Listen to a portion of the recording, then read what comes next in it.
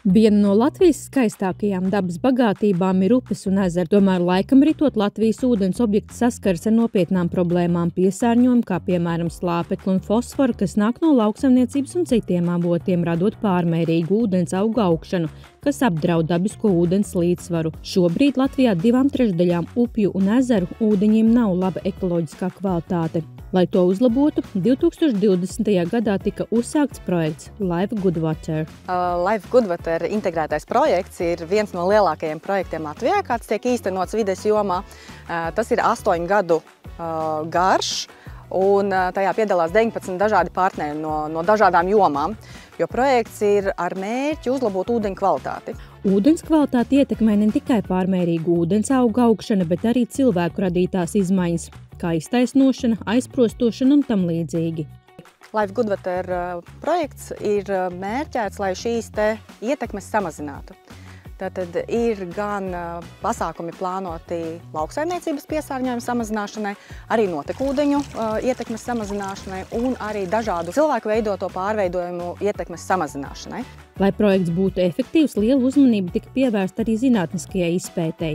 Šis projekts ir rezultāts jau ilgadīgiem pētījumiem, kuri tiek īstenoti gan Latvijas Biozinātņu tehnoloģiju universitātē, gan arī citvietā Eiropā un pasaulē.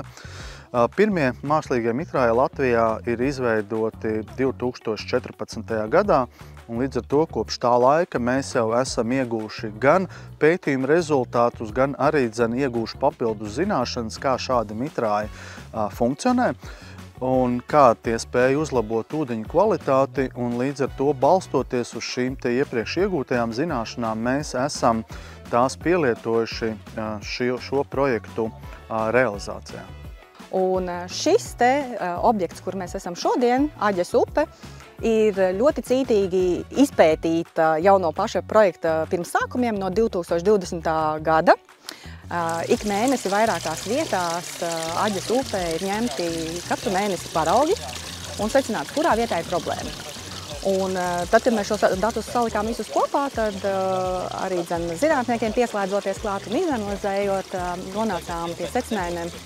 Šī ir viena no vietām, kur ir vērts un ir nepieciešams īstenot barības vielu samazinošos pasākumus. Aģes upē veikti darbi vidē draudzīgas meliorācijas izveidei. Projekta ietvaros atjaunots tecējums 3,9 km garumā, ierīkotas zivju nārsta vietas, attīrīta gultnes, uzstādīti sedimentācijas baseini un noņemts liekais apaugums. Ierīkojot mākslīgos mitrājus, mēs mēģinām imitēt dabā notiekošos procesus. Jebkurā upē ir novērojams gan dziļākas zonas, gan attiecīgi arī seklākas, kur ūdens tek straujāk.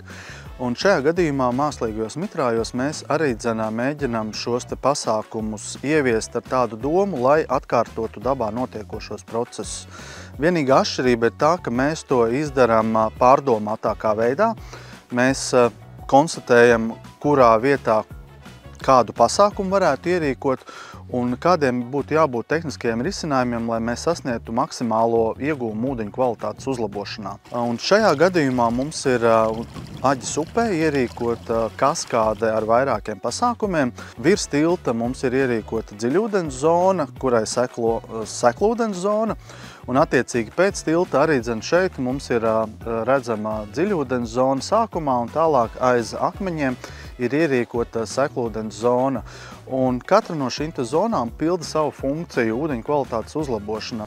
Dziļūdens zonā paredzēta suspendēto vielu izgulsnēšanās, un seklūdens zonā paredzēta ūdenī izšķīdušo slāpekļu un fosforu savienojumu saistīšana un pārveidošanās procesu nodrošināšana. Šāda objektu realizācija ir piemērs kvalitatīvas zaļās meliorācijas īstenošanai Latvijā, kas ir ilgtspējīga meliorācijas pieeja, kurā izmanto dabiskus un vidē draudzīgus risinājumus ūdens apsaimniekošanai un augsnes kvalitātes uzlabošanai. Mainās pasaulē viss, klimats mainās, pasaule mainās un arī meliorācija mainās, jo mēs skatījāmies tikai vienā virzienā kādreiz. Ūdens notika attīrīšana, caurtek tīrīšana, tagad ir zaļā meliorācija, zaļie projekti ar dažādiem vides elementiem. Un jāsaka, ka šis projekts ir tuvu nobeiguma fāzei un viens no tiem zaļās meliorācijas projektiem. Projekta ietveros kopumā mēs mēģinām palīdzēt 6 upēm visā Latvijā un 3 ezeriem. Vidzemē mums ir Aģes upe kā galvenā mērķa upe. Ar tās pietekām Daugavas basēnā ir Mergupe, Zemgalē Auces upe. Tad mums ir Kurzemē ir divas upes, ir Zaņa un Ēda. No ezeriem mums ir Papes ezers, kas ir pašā jūras piekrastē. Tad mums ir Lubāns, kas ir lielākais iedambētais ezers Eiropā, un Saukas ezers, kas ir Sēlijā. Šāda zaļās meliorācijas pieeja atšķiras no tradicionālās meliorācijas, jo tā rūpējas par ekosistēmas līdzsvaru saglabāšanu, uzlabojot ūdens kvalitāti un veicinot dabisko vidi, un tas ir būtiski. Šie zaļās meliorācijas projekti, viņi ir darbietilpīgi, protams, arī naudietilpīgi, ja, un ne visi to spēj realizēt. Ja. Gribam mēs skatīties tajā virzienā, kad ir lauksaimnieki iesaistās šajos projektos un paši savu pie laukiem taisa sedimentācijas basēnus. Lai arī daudz kas jau paveikts, vēl daudz ir priekšā. Šīs projekts parāda, cik svarīgi ir videi draudzīgi risinājumi un profesionāli projektētāji, kas spēj veidot ilgtspējīgas ūdens apsaimniekošanas sistēmas.